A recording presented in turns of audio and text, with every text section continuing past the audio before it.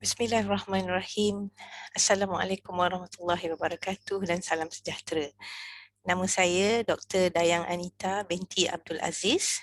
Saya adalah pengarah Pusat Kepimpinan Wanita Tun Fatimah Hashim, Universiti Kebangsaan Malaysia. Saya nak mengucapkan berbanyak terima kasih pada Puan Nazma Syafini binti Malizan, pengarah Pejabat Pembangunan Wanita Negeri Selangor, atas peluang yang diberikan untuk saya berkongsi sedikit pengalaman saya dan juga pembacaan saya berkaitan perbezaan gender dalam kepimpinan. Jadi saya nak share skrin saya ya.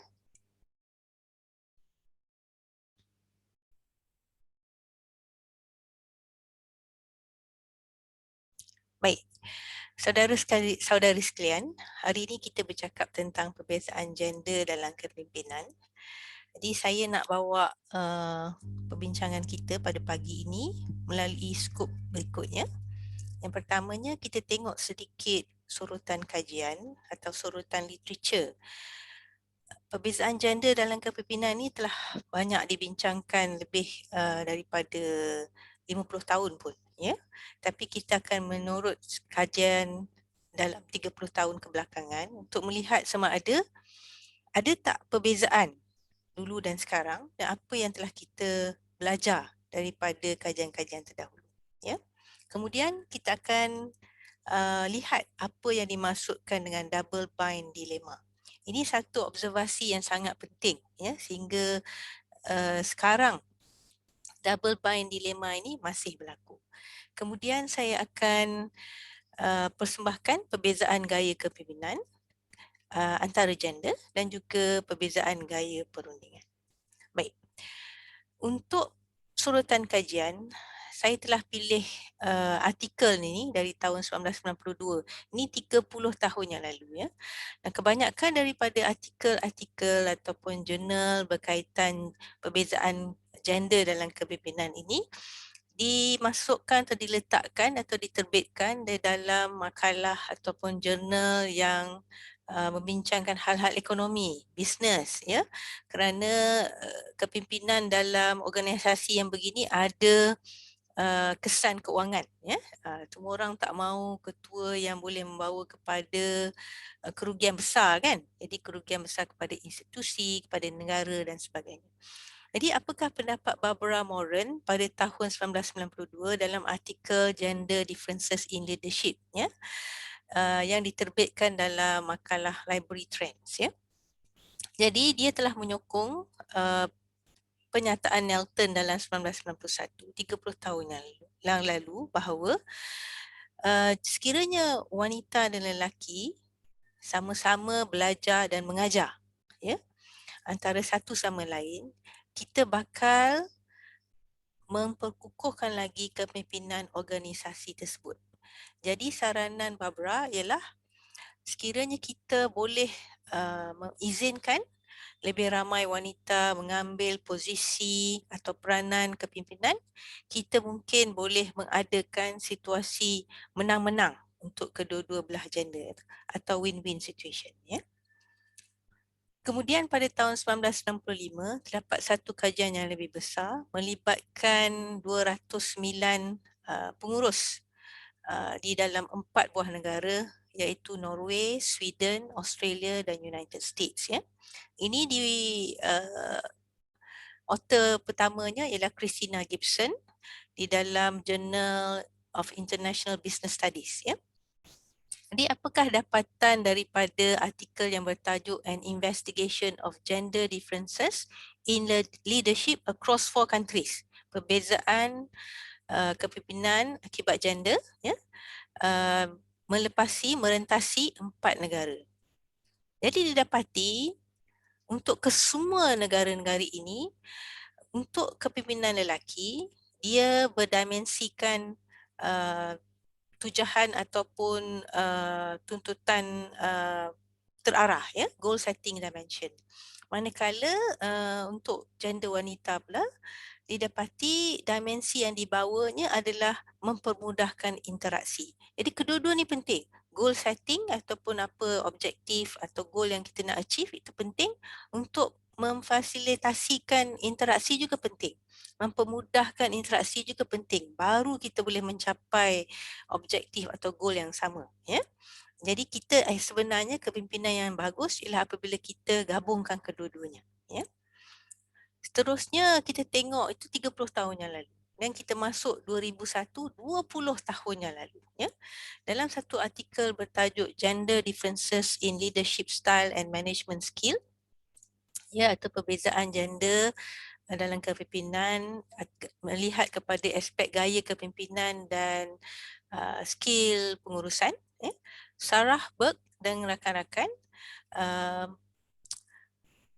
mengutarakan hal ini dalam artikel ini dalam makalah Women in Management Review, ya, 20 tahun yang lalu. Apa yang disebutnya ialah females are more likely than males to indicate that they use an interactive style of management called transformational leadership. Ya. Apa dia ni transformational leadership ni? Ya. Dan juga didapati kalau yang ditengok itu ialah female accountant, dia mempunyai dua skill pengurusan yang sangat bagus, ya, sangat efektif, iaitu coaching and development and communicating. Ya. Leadership kepimpinan transformasi ni sangat penting. Maksudnya dia tidak statik. Dia berubah dan dia menyebabkan perubahan transformasi yang lebih baik lagi. Dan apakah skill pengurusan yang dilakukan oleh wanita? Dia lebih kepada coaching. Dia mengajar dan membantu untuk membuat sesuatu itu lebih baik lagi.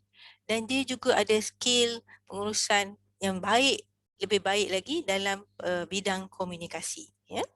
Kita akan lihat ni nanti dengan lebih lanjut lagi. Kemudiannya pada tahun 2007, lebih kurang dalam di abad yang sama, ya, abad ke-20, kita dapati kita diperkenalkan dengan terminologi ini. Dinamakan the double bind dilemma for women in leadership. Ya.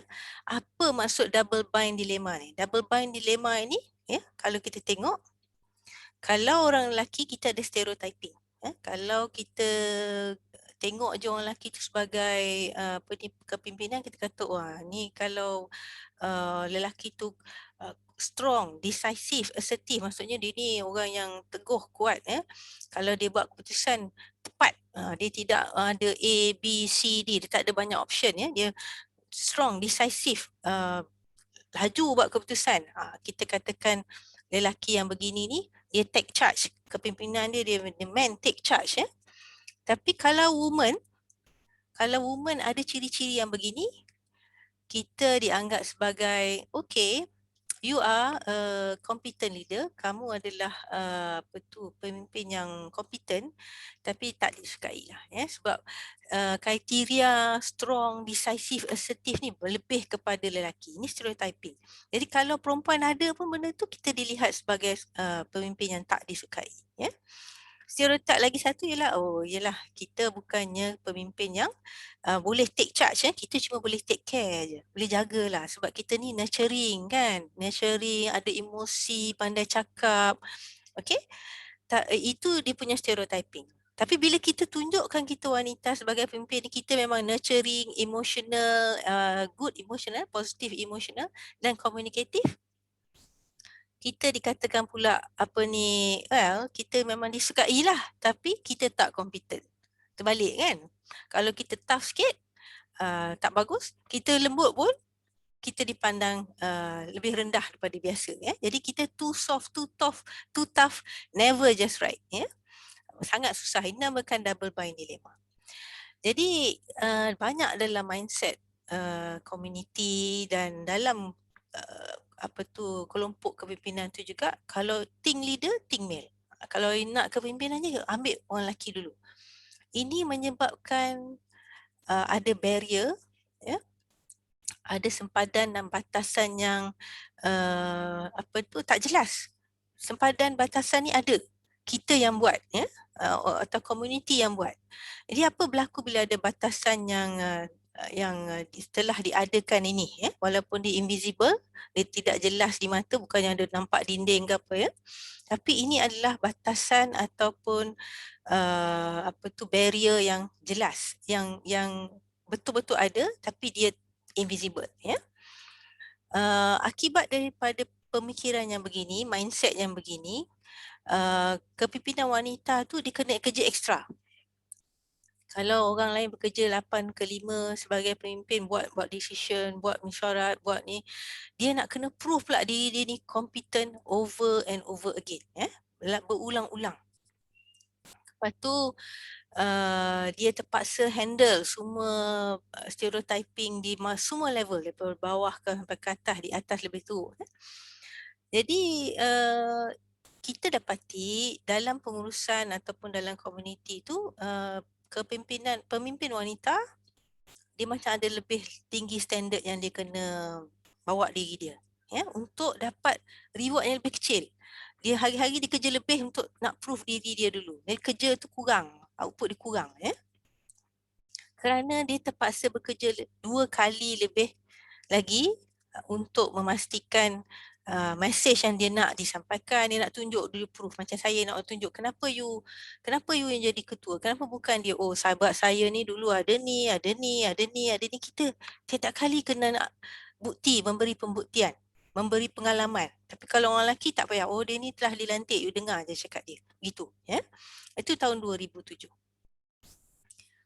7 tahun kemudian kita tengok dalam satu artikel, yang ditulis dalam jurnal Business Ethics, bertajuk Gender Differences in Leadership Role Occupancy, the Mediating Role and Power of Motivation. Kita tengok daripada 30 tahun dulu, tiba-tiba kebelakangan 7 tahun ni, wanita dan kepimpinannya semakin lebih rendah kuasa motivasi daripada lelaki.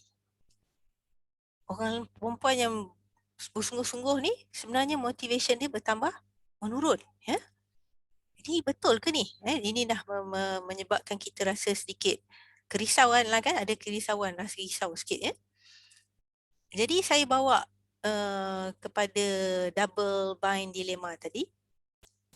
2007 kita dapat maklumat tu. Jadi apa pada tahun 2018, 11 tahun kemudian, apa yang kita dapat buat suggestion, strategi untuk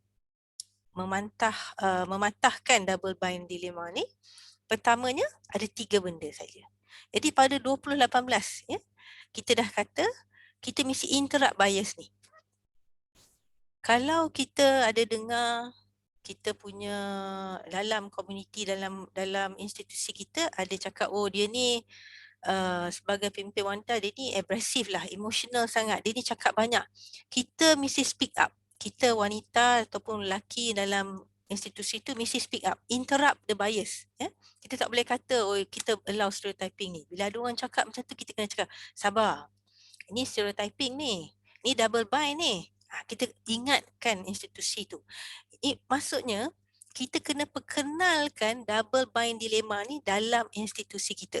Kalau kita tak perkenalkan, benda tu takkan disebut, kan? Dia kan tak perasan, sebab benda tu berlanjutan bertahun-tahun. Yang keduanya, macam mana strategi kedua untuk menghalang penerusan double bind dilemma ni? Kita menggunakan standard yang sama untuk lelaki dan wanita semasa kita membuat assessment pekerja-pekerja kita, orang-orang bawahan kita. Jadi kita tak boleh, kalau staff tu lelaki, kita ada different set of assessment. Kalau wanita, kita ada different set of assessment. Kita kononnya nak melihat kepelbagaian, tak boleh. Kalau kita gunakan standard yang sama untuk evaluate staff-staff kita, dan kita takkan tukar thinking bahawa, atau pemikiran bahawa kita kena fit in, kepimpinan kita kena fit in. Jadi kuranglah kita ni dilihat sebagai bias, Jadi satu, kita bersuara. Kedua, kita pastikan standard operating procedure kita sama untuk kedua-dua gender. Yang ketiganya, kita jadi visible champion. Apa kita buat? Kita meningkatkan promosi atau mempromosikan atau membantu advokasi untuk kemajuan pemimpin-pemimpin kaum wanita. kita jadi role model kepada mereka. Contohnya yang kita tengah buat sekarang ni lah, ya. Apa yang Pejabat Pengarah Pembangunan Wanita Negeri Selangor tengah buat ini, kita nak meningkatkan pemikiran, kita nak meningkatkan atau memajukan pemikiran kepimpinan di kalangan wanita. Ya, dengan mengadakan webinar begini, dengan mengadakan kursus-kursus, ya. Nanti kalau suka boleh join saya punya kursus kepimpinan wanita premier untuk top women leaders, ya. Jadi kita bagi sedikit lebih sedikit tips dan cara-cara untuk mendapat aura kepimpinan dan menghasilkan keputusan yang ataupun outcome yang lebih baik sebagai pemimpin wanita. Okey. Baik. Dan kita tengok tahun lepas. Okey. Jadi artikel ni dalam The Economic Journal volume 130, Jadi dalam Economic Journal volume ni banyak berbincang tentang gender. Tapi kali ni dia tengok perbezaan kepimpinan untuk wanita yang lebih muda. Dia ikut sampel 700 ataupun diambil sampel 769 kanak-kanak dan 625 remaja. Okey. Lelaki dan perempuan, ya. Dia tengok corak kepimpinan atau strategi ataupun leadership quality. Didapati masa kecil untuk kanak-kanak tak ada perbezaan gender. Okay. Kalau nak ambil risky decision ataupun apa-apa soalan yang ditanya tentang leadership tu, sampel untuk kanak-kanak tu lebih kurang semua sama, lelaki perempuan. Ya. Tapi bila naik ke remaja, kanak-kanak perempuan yang ada ciri-ciri kepimpinan mulanya tu turun 39% bila dia menjadi remaja. Okey. Jadi kita fikir apa sebenarnya yang menyebabkan kejatuhan peratusan ni? 39 dekat 40% kan? Ya? Jadi imagine kalau masa mula tu laki dan wanita, budak-budak lelaki dengan kanak-kanak lelaki dan wanita lebih kurang potensi jadi pemimpin, ya. Tapi bila naik ke peringkat remaja, 4 daripada 10 kanak-kanak perempuan tu dah tak mau. Mula ada 10, tinggal 6 je. Ya? Jadi kenapa ni? Kenapa berlakunya drop out ni? Kita dapati ini kerana dia ada penurunan confidence dalam community, dalam sosial. Ya? Dia rasa dia tak boleh perform ciri-ciri ataupun tugasan sebagai pemimpin tu di peringkat awam. Dia dah ada kurang keyakinan diri. Jadi ini sesuatu yang kita kena ambil kira. Sebab itu kalau kita dengan kita tahunya data yang ini, kita kena mula mempertingkatkan program-program kepimpinan untuk remaja lagi. Masa saya sekolah dulu, saya pun dipanggil, saya ingat masa saya tahun 1987, saya form 5, 1986 lah, masa 5 form 6, saya dihantar untuk kursus kepimpinan dengan sebab saya pengawas, ya. Jadi kita pergilah semua situ, sama lelaki dan perempuan sama balance dia, ya. Kita duk fikir kenapalah kita kena pergi tempat macam ni, ya. Apa dia orang nak ni? Tapi di masa kita di bengkel tu diasingkan tu, kita belajarlah kenapa kita kena bercakap, kenapa kita ni elok jadi pemimpin, ya. Tentulah kita tak tahu berpuluh tahun selepas tu kita nak jadi pemimpin, kan, kita tak boleh nak predict, tapi itu sesuatu usaha, ya. Jadi usaha yang sepatutnya kita teruskan. Okey. Jadi itu sedikit sorotan kajian. Dan kita kena faham sebenarnya antara lelaki dengan lelaki dengan perempuan pun kita memang berbeza, kan? Ya, ini apa yang kita sebutkan tentang kecerdasan emosi, emotional intelligence, ya. IQ tu memang penting lah. Kalau kita jadi pemimpin, kita kena mahir dalam bidang yang kita pimpin itu, ya, yang kita nak pimpin itu. Dan kita selalu cakap, dia kena berilmu lah. Seorang pemimpin kena berilmu. Tapi kalau tinggi pun ilmu dia dalam bidang yang dia nak pimpin itu, kalau dia tidak ada kecerdasan emosi, tak boleh. Ya? Jadi apakah kita masukkan dengan kecerdasan emosi ini. Jadi di dalam ini tengok diri sendiri. Sebab kalau saya nak bezakan macam lelaki macam ni, perempuan macam ni, itu stereotyping pula. Jadi saya nak bagi sedikit tips kalau kita nak jadi pemimpin, wanita nak jadi pemimpin yang baik, kita kena perhatikan lebih mendalam self reflection diri kita tentang kecerdasan emosi kita. Apa 4 kecerdasan emosi yang penting? Yang pertamanya, kesedaran diri, self awareness. Yang kedua, pengurusan diri, self management. Ketiga, kesedaran sosial, social awareness, ya. Dan akhirnya skill social, social management. Jadi saya nak cakap sedikit tentang kesedaran diri. Self reflection ni sangat penting dalam menjadi pemimpin, ya. Kawan-kawan wanita, sebab kita mesti tengok balik, self reflect, apakah keputusan kita untuk hari itu, untuk sesuatu task itu betul atau tidak. Adakah kita ni bersikap pemimpin dalam kita membuat keputusan tersebut, ya. Kita kena ada sedar diri kita ni kat level mana kita ni sebagai pemimpin. Adakah kita ketua bahagian, adakah kita ketua unit, adakah kita ketua jabatan, ya? Adakah kita pengarah, ya? Berapa orang staf yang kita kena jaga. Jadi kita kena ada kesedaran diri. Kat mana kita sebenarnya dalam level organisasi tu, supaya kita tak melampaui dan kita tak kurang. Ya, sebab kita kena tengok juga sama ada keputusan yang kita buat pada hari itu, ya, untuk sesuatu task tu, adakah dia mengikut tahap kepimpinan kita tu, supaya kita tak over lah. Patut kita ni ketua unit tapi bila buat keputusan amboi macam pengarah lah pula. Tak boleh juga, ya.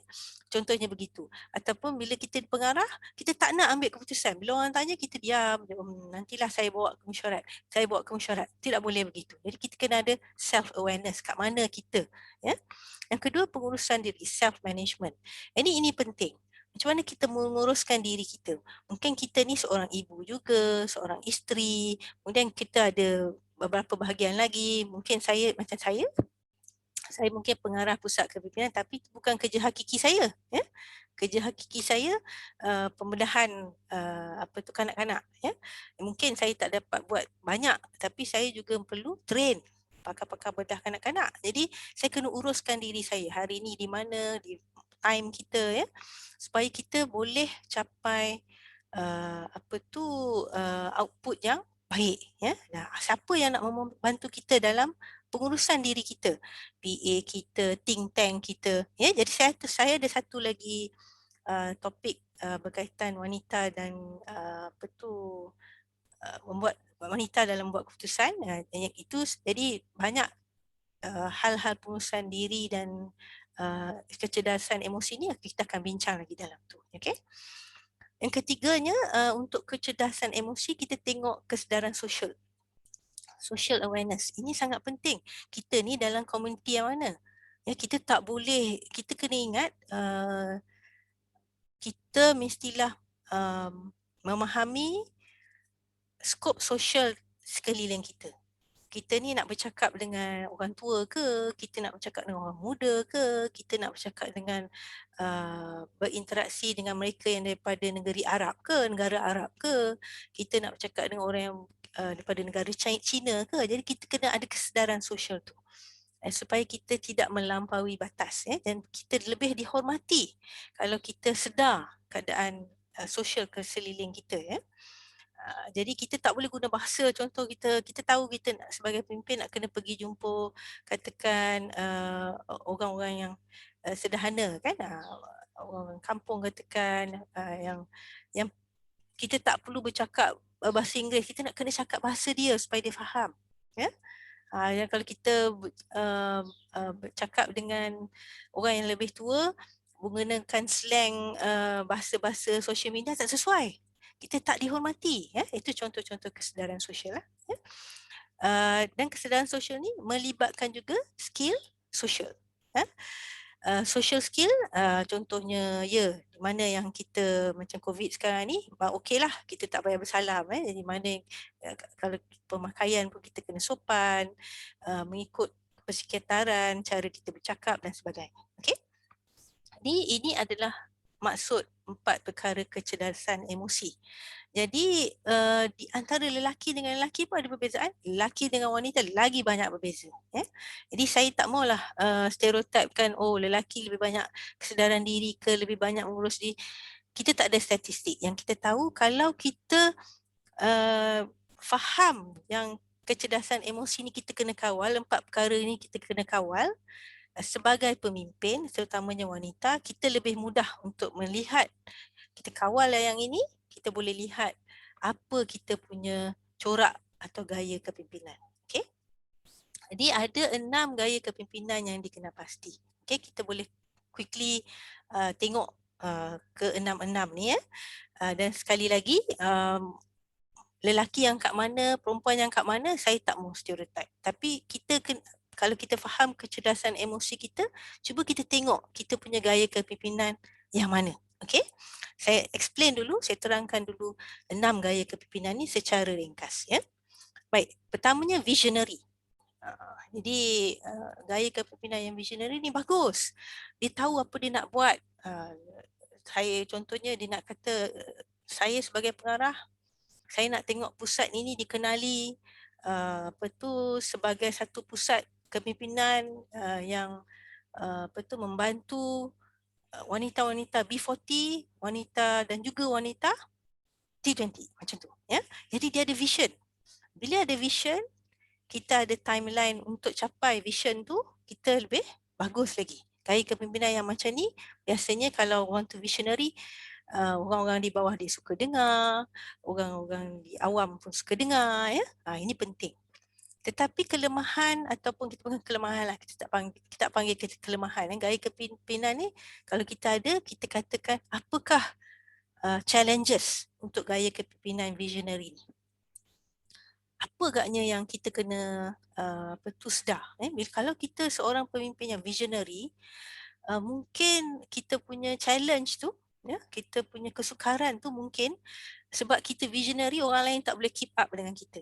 Ataupun kita tak ada pathway. Kita cakap banyak idea, kita throw banyak idea. Tapi cara nak melaksana tu, alamak, semua orang terberhenti. Sebab bukan semua orang visionary. Ya, kita tak kongsi macam mana nak mencapai vision tu. Kita beritahu vision saja. Jadi, kalau kita ni gaya visionary, ingat, mungkin ada orang yang tak boleh bantu kita atau orang di bawah kita tu kena kita sama-sama bantu dia supaya sama vision dengan kita. Okey? Yang kedua, coaching. Kita masuk visionary kena coaching. Ini walaupun saya tak mau sebut, memang daripada kajian sebelum ni, wanita lebih sikit. Kita akan sama-sama mengajar. Sebab kita tahu kita nak capai matlamat tu kan. Jadi kita pun bantu staff kita coaching. Jadi selalunya coaching ni digemari lah. Kita digemari. Sebab kita cuba memahami dan cuba membantu mereka sama-sama capai apa yang kita nak capai lah. Kita punya aim, kita punya objektif. Tapi apa cabaran? Apa challenges kalau kita guna coaching sebagai gaya kepimpinan? Kita mungkin mengambil banyak masa lah sebab nak coach ada orang, ada lambat, ada cepat kan. Jadi kita nak capai satu matlamat tu kalau kita coach semua orang susah. Ya? Jadi ini challenges dia. Tapi ini gaya kepimpinan yang bagus kan? Jadi kita kena fikirkan tu. Kedua, affiliative. Maksudnya kita mengambil semua input pengurusan kedua, pengurusan ketiga dalam membuat keputusan. Ya? Ini juga digemari. Apa cabaran dia? Cabaran dia ialah apabila kita nak sangat buat semua ni, kita tak berapa sesuai untuk kes-kes kritikal. Sebab kita masih lagi nak panggil nak involve semua orang. Jadi bila kita nak involve semua orang tu mungkin ada tak samalah pandangan pasukan 1, pasukan 2 kan. Jadi mungkin ada sedikit kesukaran. Okey. Yang keempatnya demokratik. Jadi kita ni kalau sebagai kepimpinan orang kata kita mesti demokratik. Maksudnya kita dengar semua orang punya pendapat, ya. Kita pun orang sukalah kita demokratik kan bagi pendapat. Tetapi apa challenges untuk gaya kepimpinan demokratik ni, dia memang tak boleh buat keputusan bila ada masalah kritikal. Sebab dia nak bagi peluang semua orang bercakap. Dia tak boleh formulate keputusan tu sendiri. Ya. Jadi mungkin dia disukai sebab dia demokratik, tapi cabaran dia ialah kalau kita guna gaya kepimpinan demokratik untuk kes-kes kritikal, kalau ada konflik, kita tak boleh selesaikan. Ya. Okey, itu cabaran dia. Yang kelima ialah pace setting. Dia ni laju, dia dah cakap, ni saya nak capai, ini goal saya, saya nak goal ini dalam kita capai, contohnya dalam bisnes, saya nak 30% kita punya jualan naik dalam masa 1 bulan. Oh, 30% dalam satu bulan, berlari semua orang ya. Ini tapi kalau kita pace setting dalam kumpulan semua pace setter, tak apa. Tapi cabarannya ialah kita nampak saja goal tu tapi kita tak tengok apa perasaan. Kita tak ada motivasi sangat. Orang cuma nak capai output saja. Kita takkan ada apa ni coaching atau affiliative. Kita tak kira sangat. Kita nak output yang itu saja. Ya, ini mungkin membinasakan organisasi kerana dia tak ada motivasi dah. Tak ada masa untuk motivasi. Hanya untuk output saja. Ya. Yang terakhirnya gaya kepimpinan commanding. Dia je betul. Bila dia nak something, dia cakap, saya nak macam ni. Okay? Bagus tidak bagus commanding? Bagus bila ada konflik. Bila ada masalah kritikal. Kita tak bolehlah nak guna demokratik tu. Ya? Jadi apa maksud ke-6 gaya kepimpinan ni? Kalau kita jaga kita punya kecerdasan emosi, kita self-reflect, kita tengok balik apa cara pengurusan kita, kita ada social skill yang bagus, kita aware dengan surrounding kita ya. Untuk kita jadi pemimpin yang baik, ya, wanita terutamanya tak boleh fix diri kita kepada satu jenis gaya kepimpinan. Kita patut, memang semua orang pun, macam saya pun, saya tidak ada satu je. Mungkin orang kenal saya, oh dia ni pakar bedah ni, commanding. Yelah, masa saya buat pemudahan, memanglah saya commanding kan, saya nak ni, nak ni. So it's very specific for that task. Tapi di waktu-waktu lain, orang akan melihat gaya kepimpinan yang lain. Okay? Jadi apakah maksudnya? Kita ada agility. Ya, kita ada agility. Maksudnya kita agile. Ya? Kita boleh berubah mengikut situasi. Ya? Tapi kita kenal. Kita kena tahu bila kita buat gaya kepimpinan tu, kita kena ingatkan diri kita apa cabaran bila kita gunakan gaya kepimpinan tersebut. Okay? Ya. Itu saya harap boleh fahamlah kan apa yang kita masukkan dengan perbezaan gender dalam gaya kepimpinan ini ya. Jadi mungkin untuk yang lelaki dia lebih dia banyak visionary, dia nampak more demokratik, tapi apa cabaran apabila kita ada bos yang macam tu? Apa cabaran bila kita sendiri berada di tempat tu? Okey? Jadi penting kalau kita nak guna gaya kepimpinan tu, kita mesti tahu cabaran menggunakan gaya kepimpinan tu. Ya, bukan kita tak panggil kelemahan, kita panggil cabaran sebab kita can overcome it. If you are aware, kalau kita sedar dan kita boleh perbetulkan situasi. Okey? Baik. Yang akhirnya, saya nak bercakap tentang gaya perundingan. Gaya perundangan lelaki dan wanita ni memang berbeza, terutama dalam membuat keputusan. Jadi ada satu lagi topik yang saya akan bentangkan selepas ini untuk hari esok ya, berkenaan dengan wanita dalam membuat keputusan. Okay? Tapi kita tengok dulu perbezaan gender dalam kepimpinan untuk gaya perundingan. Sebagai pemimpin, kita memang sentiasa buat perundingan, negotiate. In fact, kalau di negara barat, dia kata lebih banyak kita negotiate, lebih baguslah kita sebagai pemimpin. Ya. Dan saya pun memang betul. Mungkin dulu apa-apa benda kita nak buat cara kita saja. Ya. Kita commanding, ya, tapi tak boleh. Lebih banyak kita berunding, lebih banyak kita kalau kita boleh menangani konflik di meja perundingan, lebih baik kita sebenarnya sebagai pemimpin. Jadi berundinglah. Berunding dengan staf paling rendah pun, ya. Apa masalah dia? Dia tak boleh datang awal katakan. Jadi kita tanya, dia pandai. Kita nak output daripada dia. Jadi kita buat perundingan dengan dia. Ini investment. Bila kita buat sesuatu yang kita tahu gaya perundingan kita lebih bagus, ya, terutama wanita, dan kita boleh menyebabkan institusi dan staf-staf di dalam institusi kita banyak respect pada kita lah. Ya. Jadi apa perbezaan gaya perundingan untuk wanita berbanding lelaki? Okay. Pertamanya cara kita meletak tanda aras untuk diri sendiri. wanita dikenali sebagai kaum yang suka nak letak tanda aras kurang tinggi sikit dan kita banyak konsesi. Apa maksudnya? Kalau kita di pengarah, kita tak rasalah macam kita ni pengarah yang tinggi, macam pimpin tinggi kan. Jadi kita akan rasa, okay, I don't want to show I ni pengarah sangat. Kebanyakan wanita begitu. Dia tak letak tanda aras dia tinggi. Patutnya kita letak di mana kita sepatutnya berada. Jangan kurangkan. Dan kita banyak konsesi. Kalau orang kata patutnya tugas ni pada pengarah. Tapi pengarah lain dapat sama. Kita dapat kurang, dan bila kita nak tanya, kita segan nak tanya, kita tak apalah, saya mungkin tak dapat tugasan yang sama macam pengarah lain, tapi saya ada banyak lain-lain saya buat. Okey, tak boleh macam tu.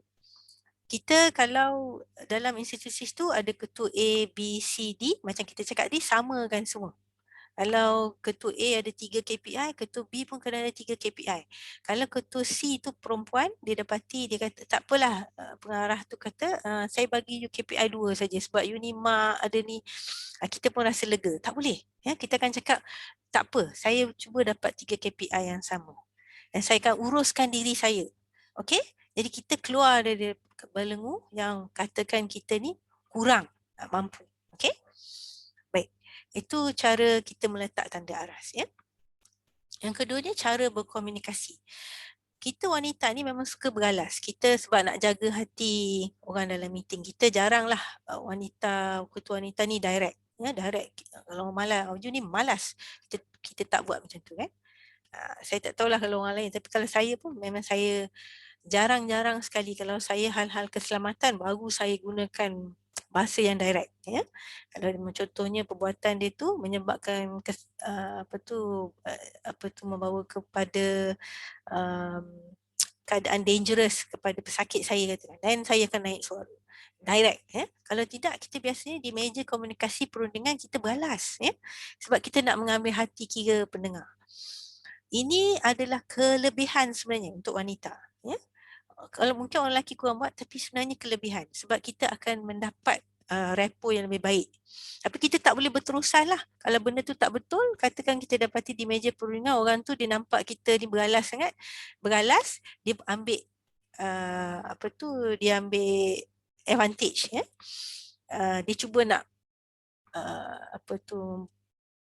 nak buat sesuatu kat kita, kita kena segera bangun dan jangan biarkan kita dibuli lah, diperkecilkan lah, ya.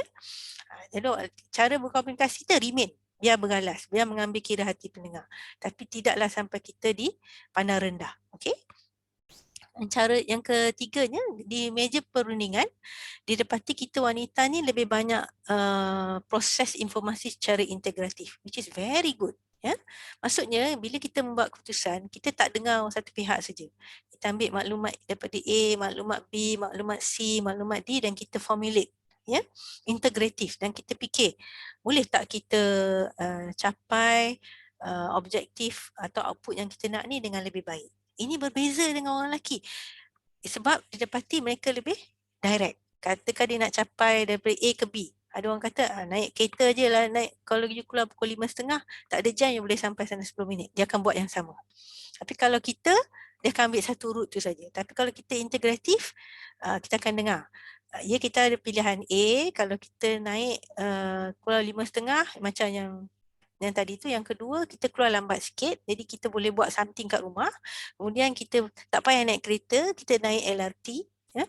Kita akan sampai 10 minit lebih awal daripada yang kita jangka. B, ya. Yang ketiga, kita kata okey, ada kawan kita ni nak couple, kita boleh couple dia.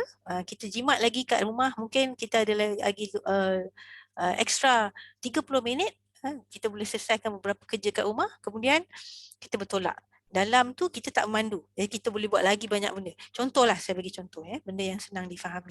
Tentu di meja perundingan tak begitu kan, tapi maksudnya kita wanita ada ability, ada kebolehan untuk integrate, untuk campur semua ni sebab kita dah biasa multitask, Jadi ini adalah positive point, kelebihan yang patut kita gunakan sepenuhnya di meja perundingan, okey, untuk output yang lebih baik.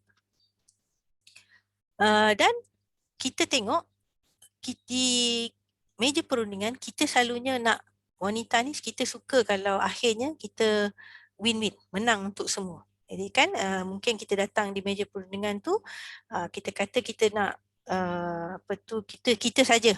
Kita nak supaya kita saja yang dapat tugasan ni. Kita ni tugasan kita. Tim B pula kata dia orang pun nak. Tapi di akhirnya kita kata macam ni lah. Mungkin kita ambil tugasan 1 ke 10. 11 ke 20 tim B buat. Kita tengok dalam masa 10 hari ke apa output dia. Kalau tak boleh kita bantu lagi. So ada win-win untuk semua. Itu biasanya kelebihan wanita dalam gaya kepimpinan di meja perundingan. Okey? Baik. Boleh faham ya? Dan yang terakhirnya kita dapati pemimpin wanita dalam penggunaan jaringan dan manusia untuk mencapai matlamat dia, dia tak perlu kumpulan yang besar. Kumpulan dia kecil. Tapi jaringan atau network dengan kumpulan yang kecil itu teguh, dalam. Ada tahap kepercayaan yang tinggi. Boleh mencapai objektif dan gol yang dikehendaki. Ini biasanya think tank lah. Jadi berbeza dengan kaum lelaki, dia mungkin dalam tim dia tu ada 10 orang tapi semua tak berapa kenal diri masing-masing. Kita kenal bab kerja kita saja.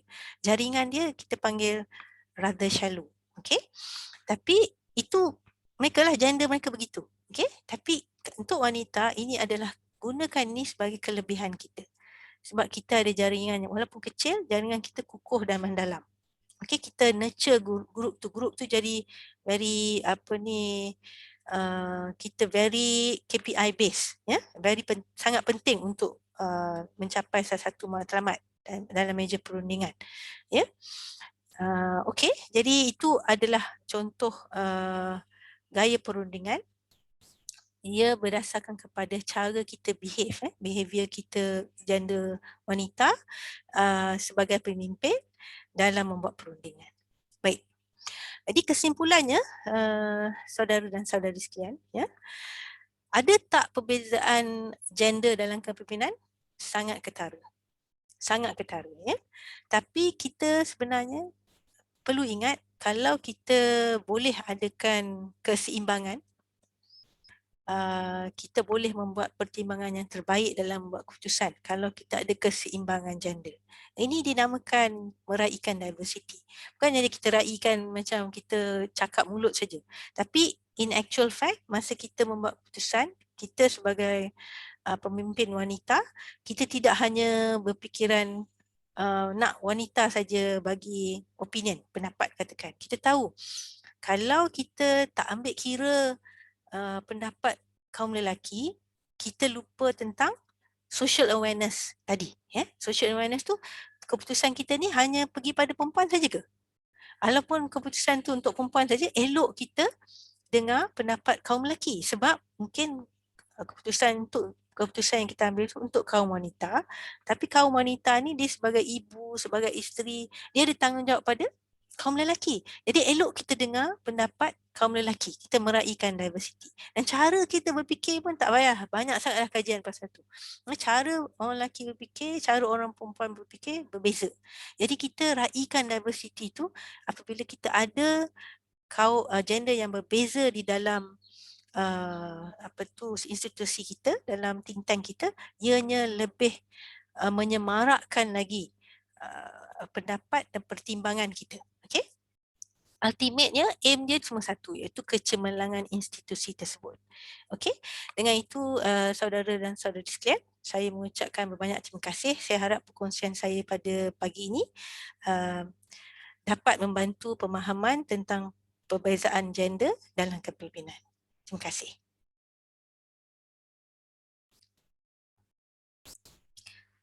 Dan saya jumpa lagi untuk topik yang berikutnya hari esok. Assalamualaikum warahmatullahi wabarakatuh.